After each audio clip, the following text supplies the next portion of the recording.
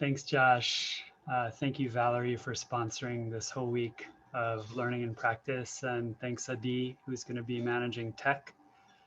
I'm very delighted to see all of you and connect with all of you.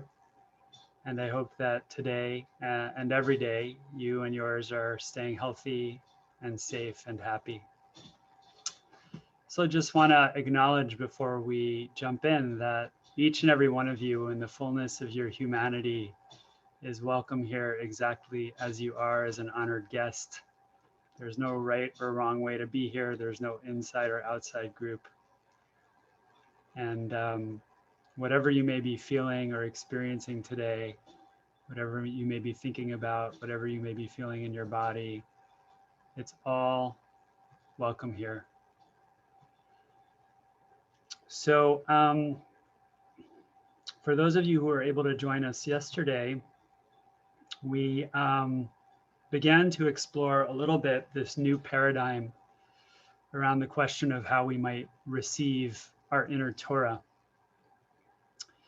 And we explored the Hasidic assertion based in experience that Torah is actually overflowing into us from within the divine source itself as an expression of divinity and the limitless field of divine wisdom.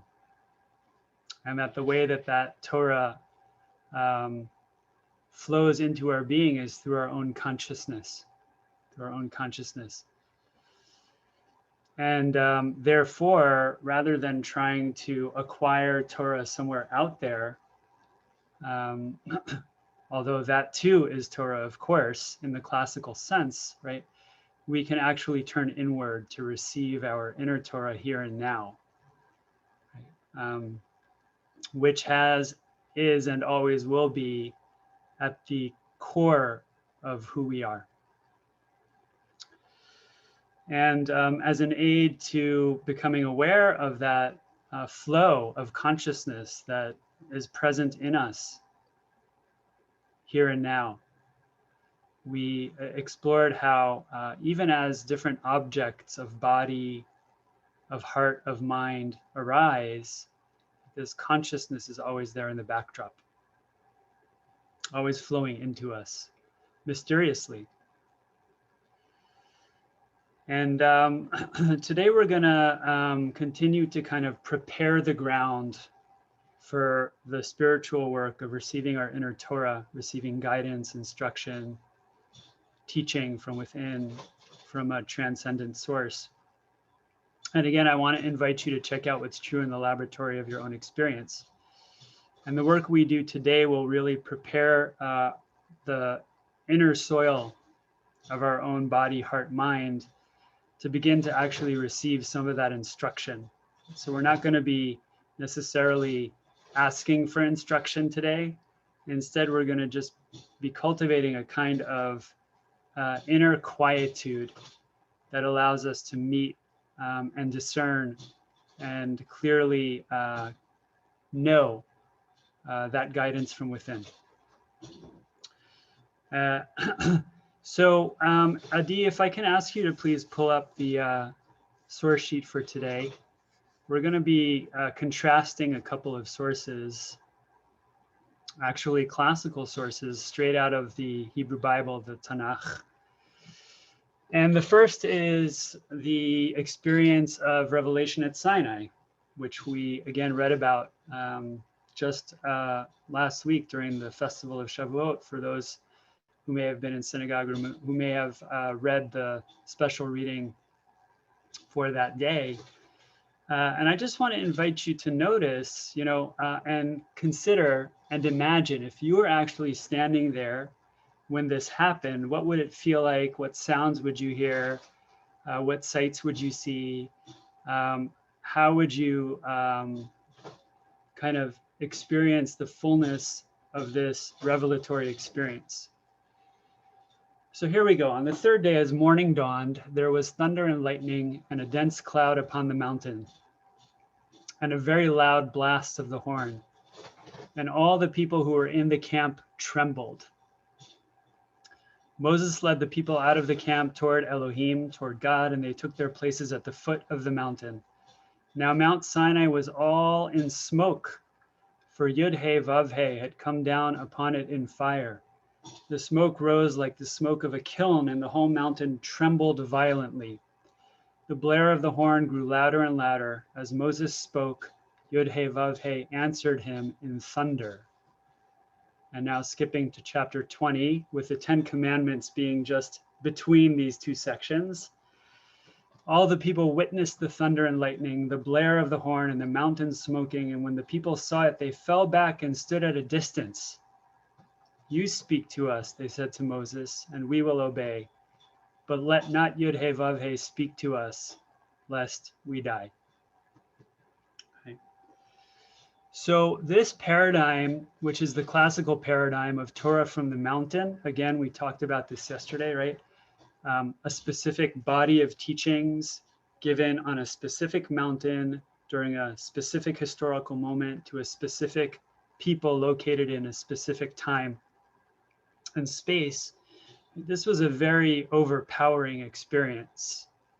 According to the Midrash, it was so overpowering that the Jews were thrown back miles away from the mountain. And according to another Midrash, their souls actually left their bodies and God needed to revive them.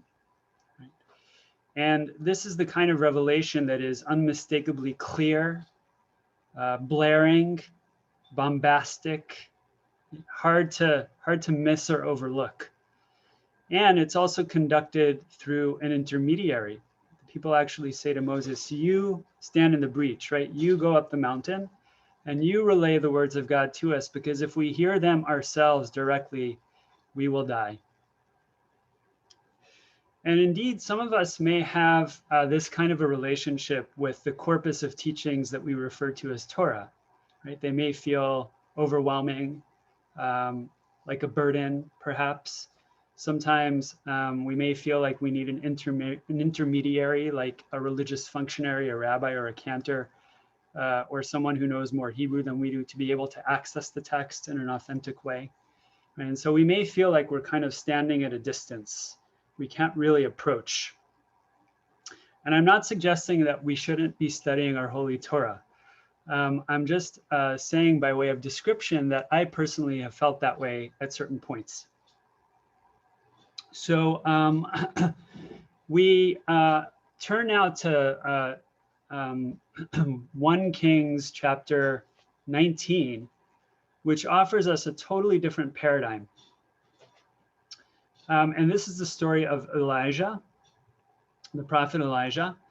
And after conducting basically a show-off, or a showdown, I should say, rather, with the idolatrous prophets of Queen Jezebel, who worshipped Baal and Asherah, two Canaanite gods, and who made the worship of those gods state orthodoxy.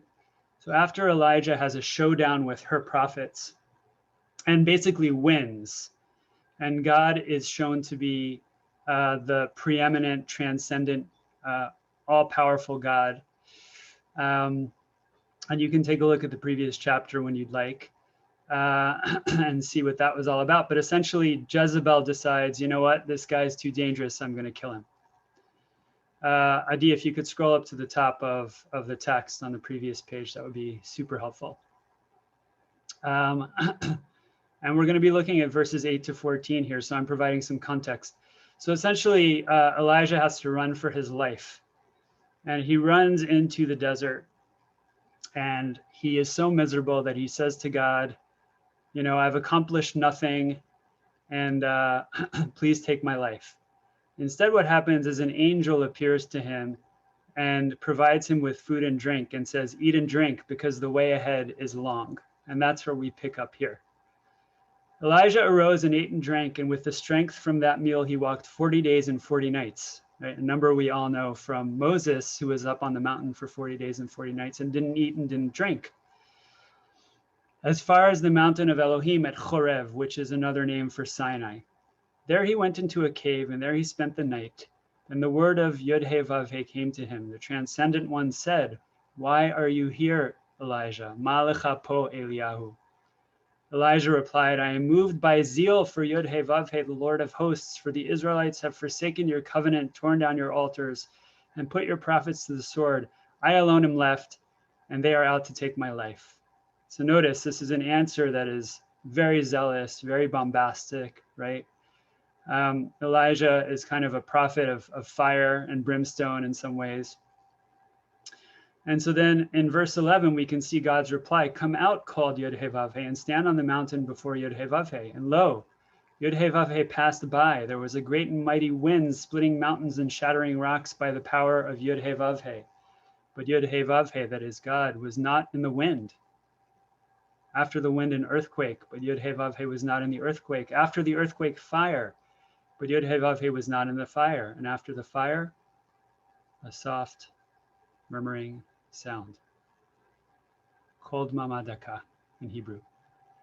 When Elijah heard it, he wrapped his mantle about his face and went out and stood at the entrance of the cave. Then a voice addressed him, "Why are you here, Elijah?" Same question. Right? Adi, can you scroll down?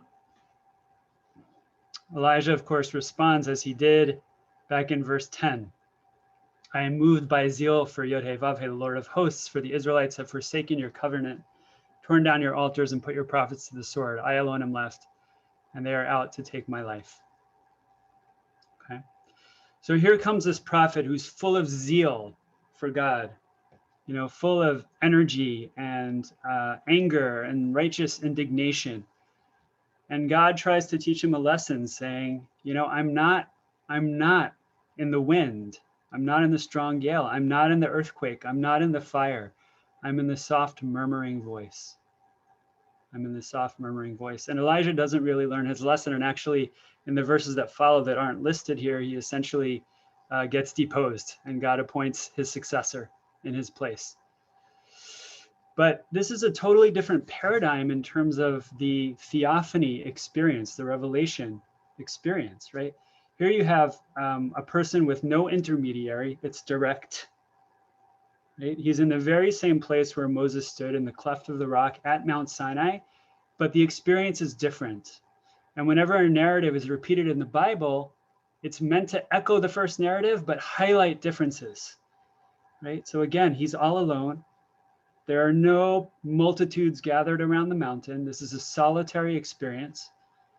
And rather than horns blaring and smoke and a loud booming voice, what we have here, right, is a clear message that God resides not in what is bombastic and overwhelming and overpowering, but that the message comes through a soft murmur, a kol dmama daka. Of course, what that means for us is that if the experience of revelation, of accessing Torah from the well, as I've been teaching about it, right, if it flows from within, it could be very subtle and very easy to miss amid all of the noise and tumult of our lives. And so we might understand, and Adi, you can stop the screen share for now. We might understand this source from the Book of Kings as pointing to the possibility that God won't necessarily speak to us in big, bombastic miracles, but instead through the soft murmuring that we might hear from within if we can get really still and really quiet. So today we're actually going to practice that kind of silence and stillness in our meditation, building on the foundation we cultivated yesterday. And I just want to say there's two types of silence here that we're going for in our meditation practice. The first is a kind of outer silence, right? We shut off our phone or our alerts, we turn off the ringer. We don't actually speak. We don't engage with all of the parlay and interchange that is part and parcel of our lives most of the time, right? And we actually still the body and try to sit relatively still for a short duration of time or a long duration of time, depending on what your practice may be. And then within that stillness, we actually also try to create conditions for experiencing a kind of inner stillness. because so much of what distorts our ability to hear the still small voice from within and the guidance that it has to provide us with has to do with all of the incessant activity that's happening internally in the mind, right? We have these impermanent winds of our moods and mind states, the earthquakes of our anxieties and our fears, and the fires of lust and desire. And these can rumble loudly, and they can sort of crowd out what is more subtle, what is a little bit more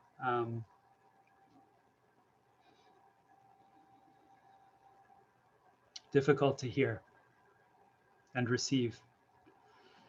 So we're not going to try and get rid of our thoughts today. That's not what I mean by inner quiet. But instead, we're going to settle and stabilize the tumult of the mind just enough to recognize that behind the activity of the mind, there is actually a part of us that is inherently silent and still. Right? And don't take my word for it. You'll check it out for yourself. Right? You'll check out what that part is for yourself.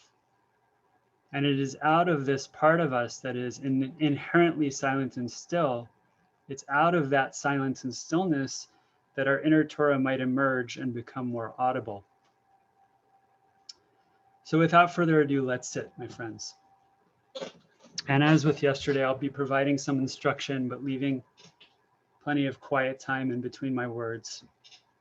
And you can just allow my voice to fall into the backdrop. It doesn't have to be prominent. You don't even have to try to pay attention to me, right? Awareness will know the words spontaneously because that's what awareness does. So again, let's, if we still have our ringer on or anything that might chatter in our ears, so to speak, we can take a moment to silence that kind of speech, and we can decide that we will cultivate a kind of embodied stillness during this time. So get comfortable. If you need to add another cushion behind your back or something under your feet to help you really stay comfortable in your seat. And you might try hyperextending and stretching upward at first.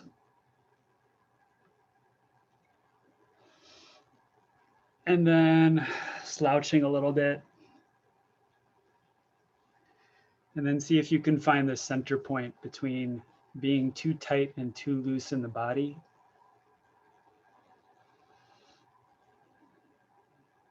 Find a posture that's both relaxed and buoyant, rooted and dignified.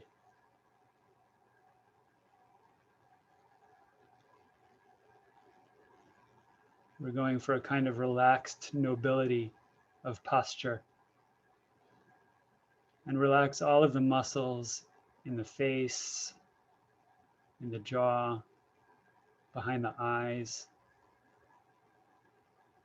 in the neck, shoulders, back, the front body, the belly, the hands. Just let everything go loose and slack.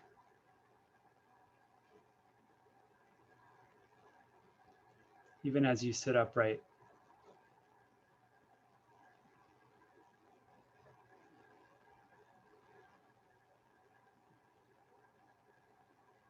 The more we move and fidget in our bodies, the more we stir up the mind. And the more we stir up the mind, the more difficult it is to hear the subtle transmission.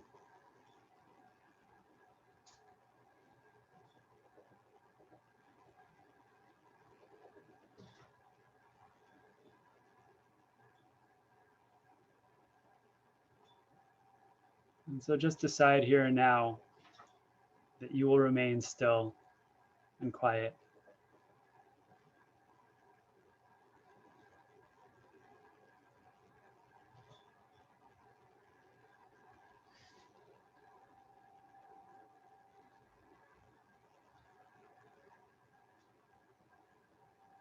And also begin to notice the activity in the mind, thoughts flitting through the mind, images,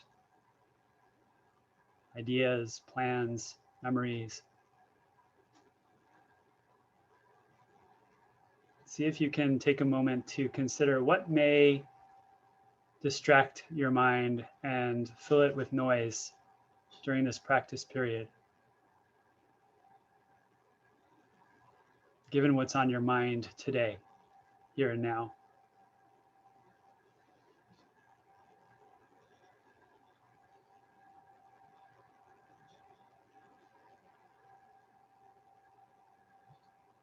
And then decide that whatever comes, you'll let it go, you'll let it be.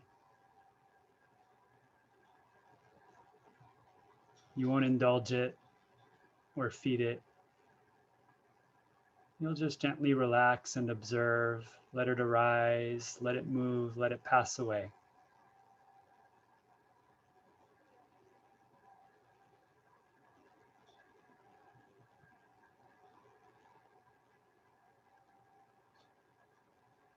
And in this way, we begin to create conditions for facilitating a kind of recognition of that part of us that is inherently still and quiet, and out of which our inner Torah may flow.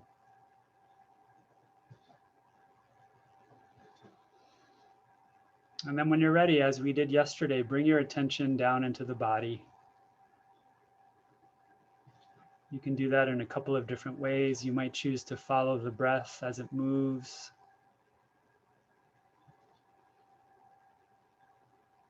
Following the in-breath from beginning to its middle, to its conclusion, and then following the out-breath in the same vein. But if the breath feels activating, if it doesn't feel like a safe home base, if it triggers overwhelming emotions or sensations, you can focus instead on sounds as they arise, are known, and then pass away. Or alternatively, the sensations of contact between your body and its support.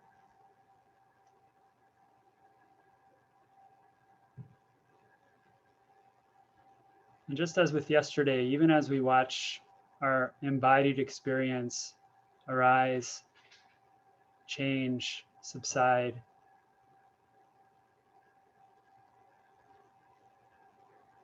even as we watch this ever-changing flow of embodied sensation and know there is a body,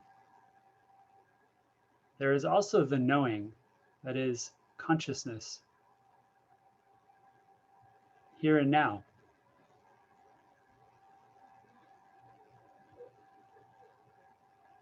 And even as you watch the movement of sensation, just check out in the laboratory of your own experience if consciousness itself, this awareness that knows,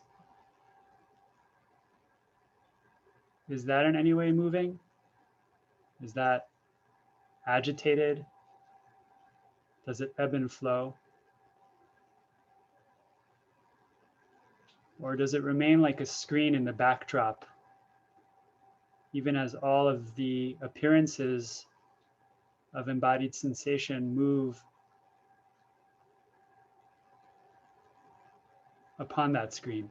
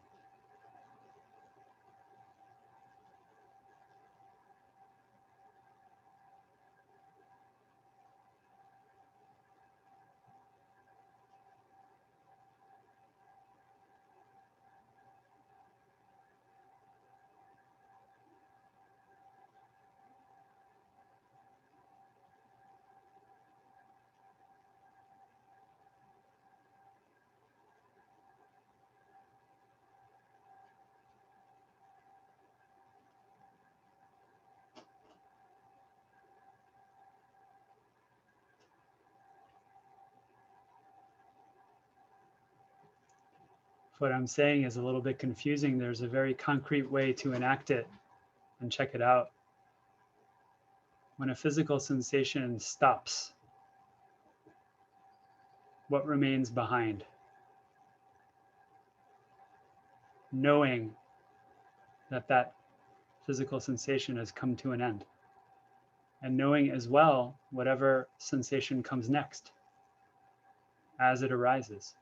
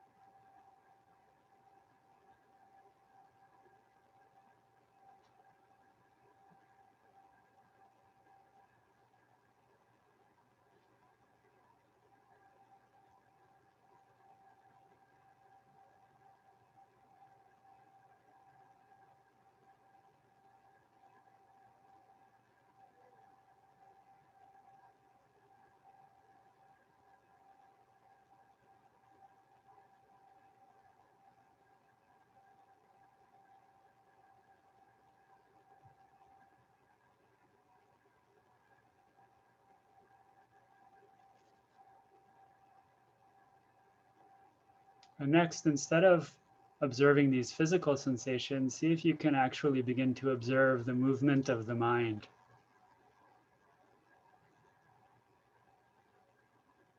The arising and passing away of thoughts, images, memories.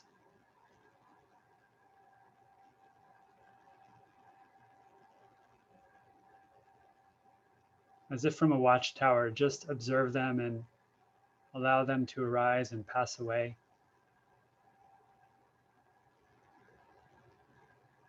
And just as with physical sensations, when a thought arises, what is it that knows the thought?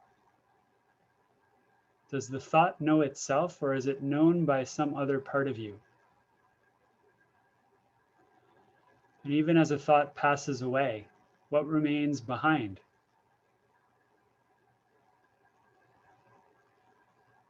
Ready to receive the next thought and know it as an arising thought.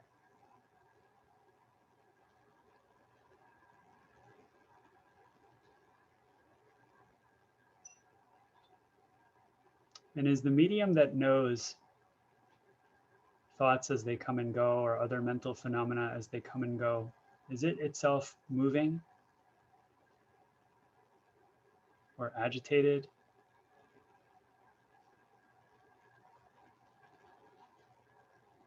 Or is it inherently still and silent?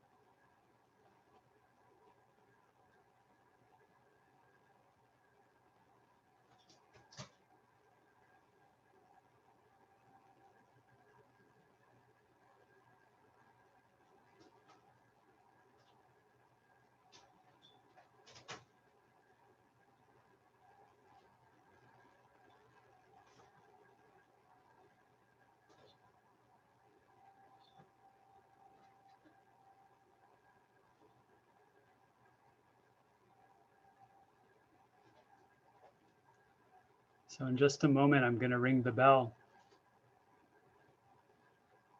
But even as you hear the sound, you can follow it just as you would follow the breath or a thought.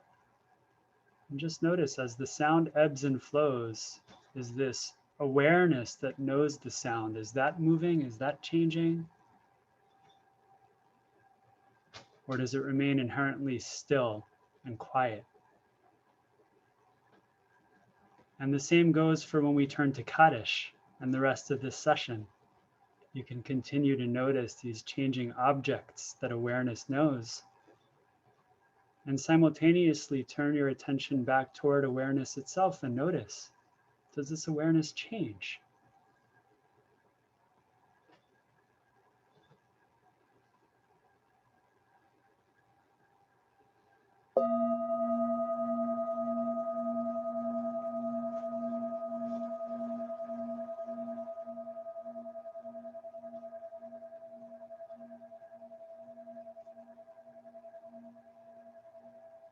So I turn it over to Josh now to lead us in Kaddish. Thank you, Sam.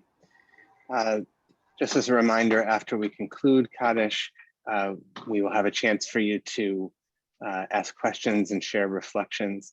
But for those, so we invite you to stick around. For those who would like to recite Kaddish in memory of someone, we invite you to put the name, if you should choose to do so, the person that you have in mind or in your heart, in the chat. And Adi, if you can put up the text and we can say Kaddish together. And you're welcome to unmute for this part to join in. Yitkadal, Yitkadash, Shemei Rabbi, Be'alma Divra Chilutei, Lich Malchutei, Chayechon, Yomechon, Chaye B'chol Beit Yisrael, Ba'agala V'chukim Kavim, V'imru Amen. Shmei Rabban Be'orah, L'Amei Amen. Barach, Yishtabach, Yishmar, V'yitramam, V'yitnaseh, Yisandar, V'yit'aleh, V'yit'al, Shmei, Kedusha, Brit, Eila, Min, Birchata, V'shirata, Tushbachata, V'nechamata, Miran Be'alma, V'imru, Amen. Shlama Rabba Min Shemaya, Im Aleinu, Al Kol Yisrael, V'imru, Amen. Oseh Shalom B'mamav, Shalom Aleinu, Al Kol Yisrael, Al Kol Yoshvei Tevel, V'imru, Amen. Amen. Thanks, Dylan. Great. Okay, great. So you're invited to stick around for the next 10 minutes or so, and we'll have a little Q&A and sharing reflections with Sam. If you need to leave us right now, that's totally fine. And we wish you tzedchem l'shalom. Wish you well in your journey, and welcome you back here tomorrow, same time, same channel at 12:30 p.m. So Sam, we already have a number of, we have at least one question I see in the chat, so we'll start. This is from Laura Zinker. How does one access the stillness or awareness that knows the thought rather than moving from thought to thought? Phenomenal question, Laura. Thank you. First of all, the stillness of awareness itself is not something we need to acquire or get, right? It's something we need to recognize. Often in our spiritual work, this was certainly true for me when I started practicing. I wanted to get something, right? Like I want to get enlightened or get wise or, become more compassionate, And certainly there are ways in which we can develop and evolve in our practice. But if something is inherently already in us, we don't need to acquire it. In fact, we couldn't ever do anything to acquire it, right? No matter how much effort we applied, because it's already there. What we need to do is just recognize it. So that's the first thing I want to say, Laura, right? And there are many, many, many practices for recognizing the nature of awareness. I've been teaching you a couple here, but there's a bunch of others. What I've been suggesting is that the thoughts don't have to go away. They can be there. Just keep asking, who is the one who knows these thoughts? Right? Or in what medium are these thoughts arising? And the way that I originally recognized the nature of awareness was through a practice that my teacher, Rabbi Miles Krasin, who also goes by Moshe Aharon, taught me, which is actually quite simple. And the first time I did it, I recognized the nature of awareness, and I was like, oh my God, that's been here all along. I can't believe I didn't see it. It was hidden in plain sight. And the practice is very simple. You just sit quietly in meditation and you become aware that there is a body, right? And then you ask yourself, what's the body arising in? You don't try to figure it out. Just allow an answer to spontaneously become known. Awareness, as it were, finds its way back to itself. Because of course the body is arising in awareness. Don't take my word for it, check it out for yourself. And I want to say, by the way, that that's a paradigm shift, because the Western materialistic model, right, is that awareness is in the brain. But if you check out the truth of your experience here and now, and again, don't take my word for it, and you may not get this the first try, but keep at it, it becomes evident, it has become evident to me, that the body is arising in awareness. And all objects of the body, whether it's the appearance of the body, the sensations of the body, the physical functions of the body, the energy body, all of that's changing all the time. But what about the witness in which the body is arising? And then you can do the same thing with your thoughts, right? Oh, I'm aware of thoughts. I'm aware of the mind. What's the mind arising in? Okay, and then you can actually go to the world. You look out the window, right? Or become aware of sounds outside. Oh, there's a world out there. What's that arising in? Awareness, right? I'm looking out the window right now. The whole sky that I can see, it's arising in awareness. Awareness is vast. Everything that we know arises in awareness. Again, please check it out for yourself, right? But that's a very simple practice. And it's a kind of inquiry that allows awareness, as it were, to come and turn its way kind of backward toward itself to know its own nature. It's as if your inner eye, instead of being focused on the body and mind, it's as if your inner eye kind of turns around to look at itself.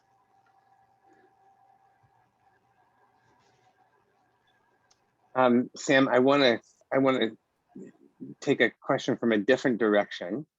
That's maybe a little less meditation focused, a little more on a Torah question here, which is, this is from Leah Sauer.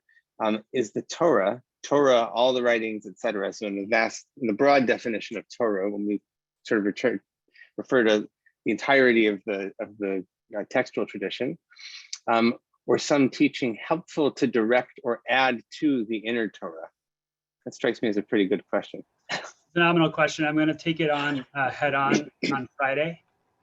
And that's going to be kind of our signature to the week of practice. What's the relationship between this inner Torah and our canon, right? The sacred Torah, capital T, that we inherited through, the millennia.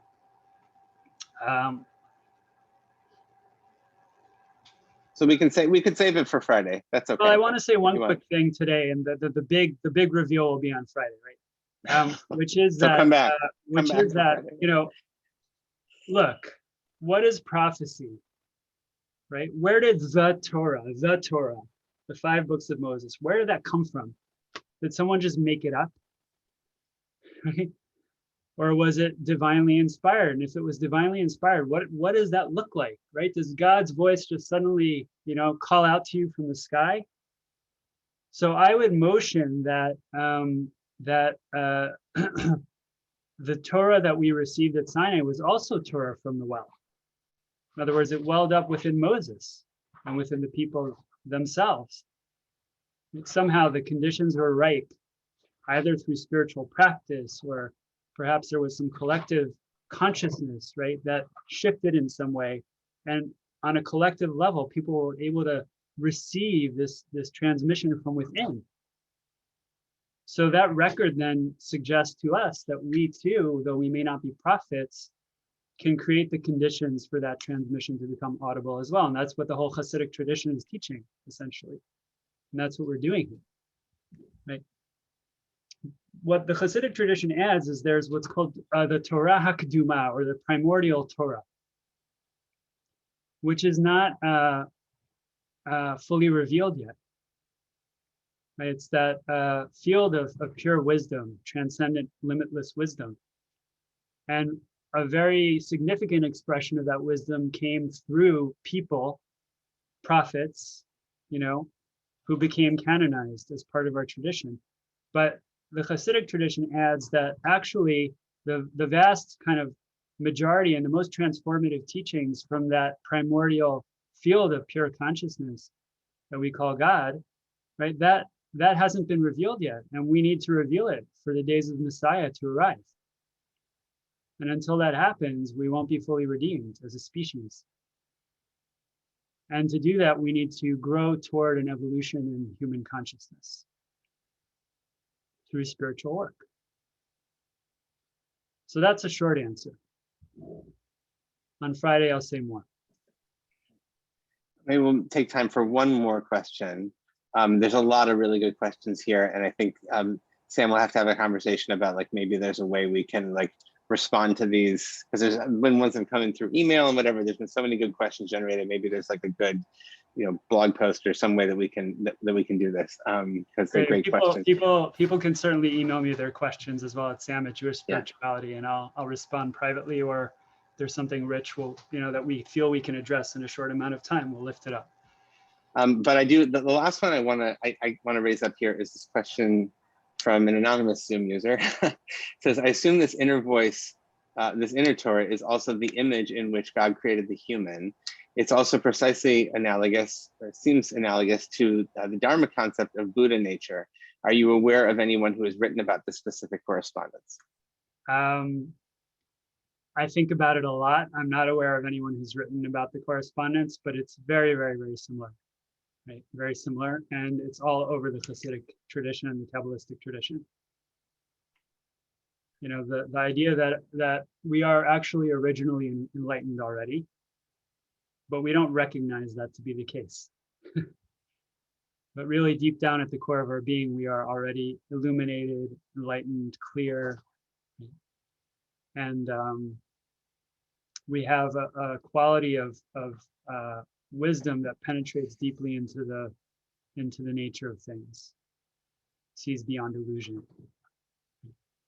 But of course, that may not be our experience here and now. So this course is meant in some way to help us begin to point ourselves in that direction. Of course, it's just 5 days, and this is a lifetime's worth of work. But in any event, once you recognize it, you can't unsee it. And I hope that during this week, some of us may be able to recognize that nature in ourselves. All right. Well, good. I think that's a great place to wrap up. There's still many more good questions. We invite you to come back tomorrow, same time in channel 12:30 Eastern. And until then, thank you to Sam, thank you to everybody, and Lahit Ra'ot. We'll see you.